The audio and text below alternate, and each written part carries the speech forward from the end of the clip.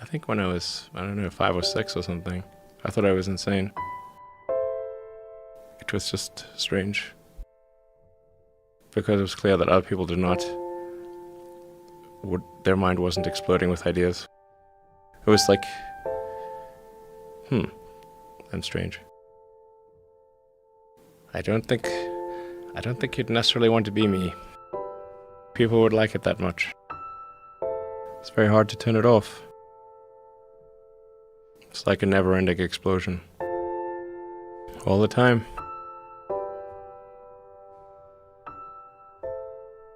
You've said that this has been the toughest year for you, the most sort of taxing year for you. Like, why? Well, I mean, Tesla really faced a severe threat of death due to the Model 3 production ramp. Essentially, the company was bleeding money like crazy, and just if we didn't solve these problems in a very short period of time, we would die. And it was extremely difficult to solve them. How close to death did you come?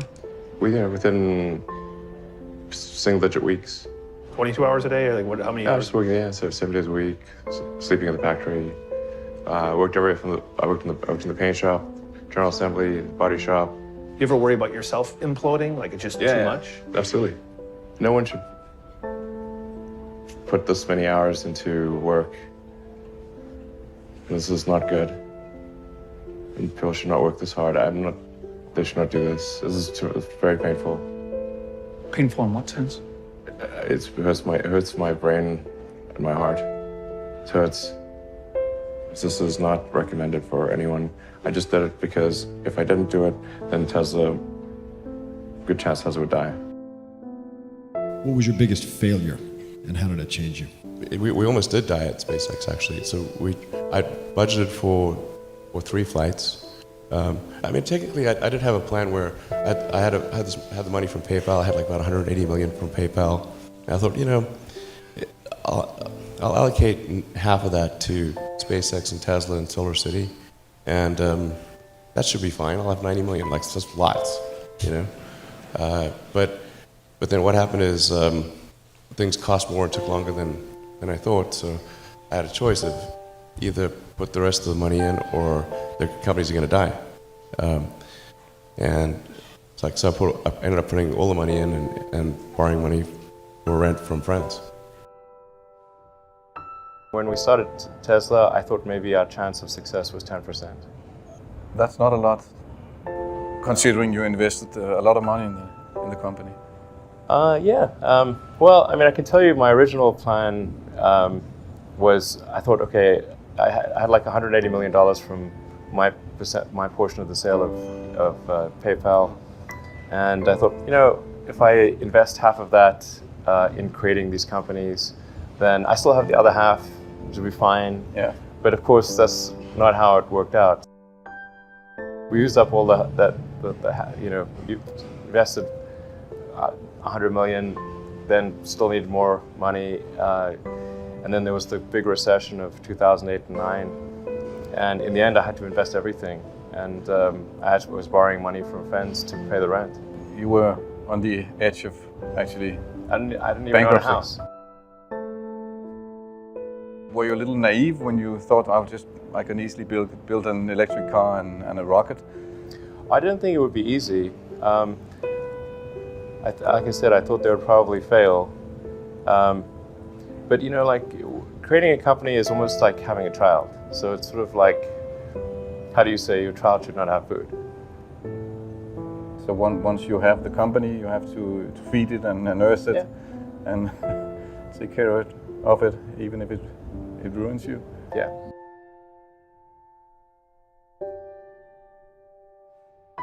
But I suppose there were some tough times in 2008, end of 2008. How did you get through that period of crisis? Yeah. Can we just break for a second? Sure, of course. You want to wait a little while? Man, I sure hope it was worth it. Sure hope so. Pardon me? Sure hope it was worth it. If you have an advice to the young people globally who want to be like Elon Musk, what's your advice to them? I think that probably they shouldn't want to be. You? I think it sounds better than it is. Yeah, it's not as much fun being me as you'd think. There's definitely, it could be worse for sure, but it's, I'm not sure I'm not sure I want to be me. Depending upon how well you want to do, and particularly if you're starting a company, you need to work super hard. So what does super hard mean? Well, when my brother and I were starting our first company, instead of getting an apartment, we just rented a small office and we slept on the couch.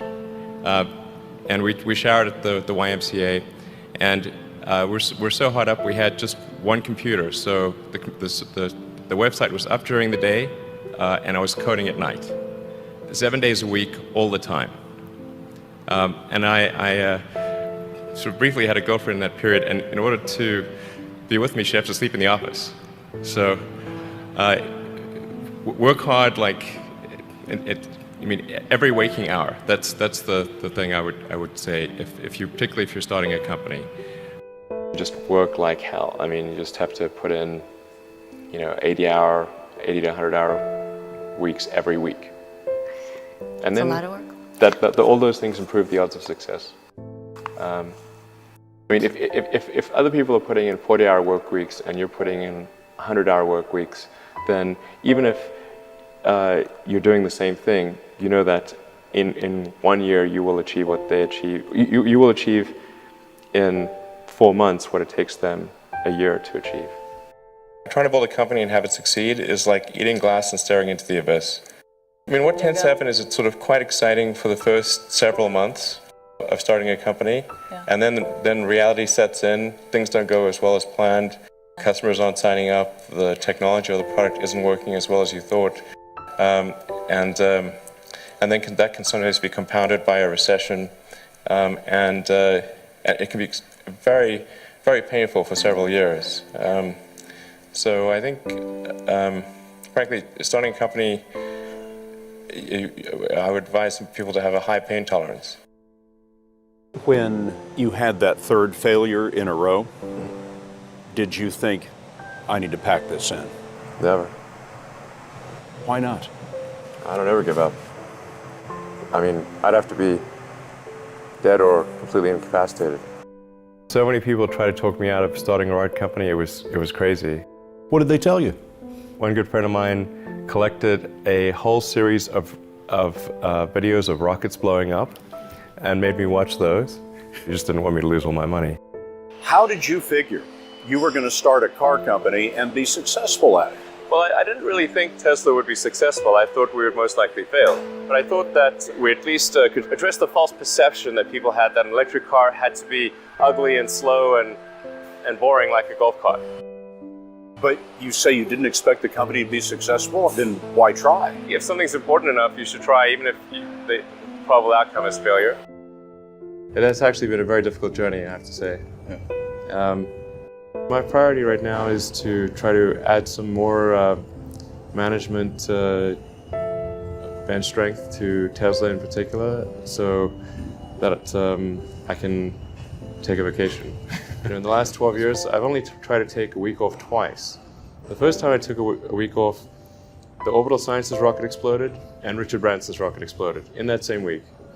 Second time I took a week off, my rocket exploded. The lesson here is don't take a week off. There are American heroes who don't like this idea.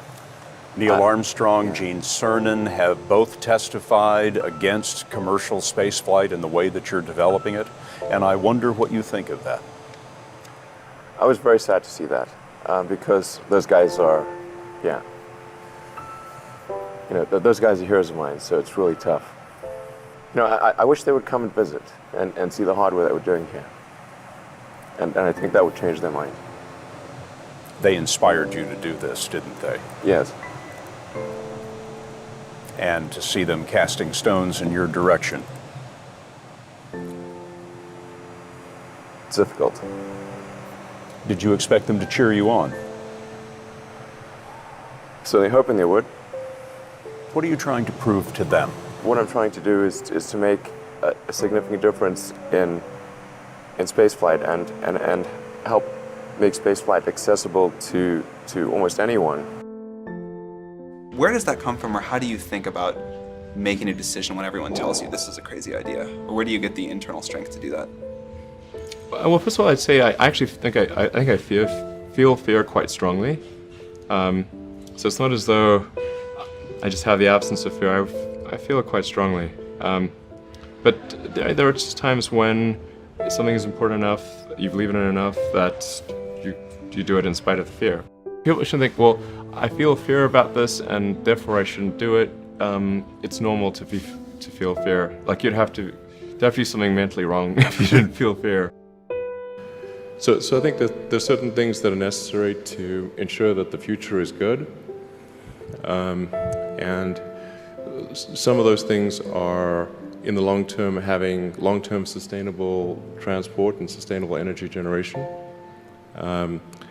And to be a space-faring civilization, and for humanity to be out there among the stars and be a multi-planetary species. I think being a multi-planet species and being out there among the stars is important for the long-term survival of humanity, and that's one reason, kind of like life insurance for life collectively, life as we know it. But then the part that I find personally most motivating is that it creates a sense of adventure, and it makes people excited about the future.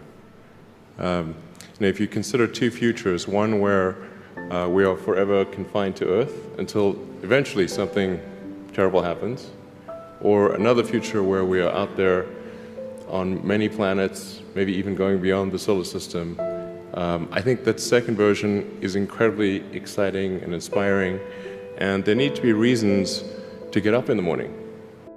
There's a lot of terrible things that are happening all over the world, all the time. There are lots of problems that need to get solved. There's lots of things that are miserable and kind of get you down. But life cannot just be about solving one miserable problem after another. That can't be the only thing. There need to be things that inspire you, that make you glad to wake up in the morning and be part of humanity. That's why we did this.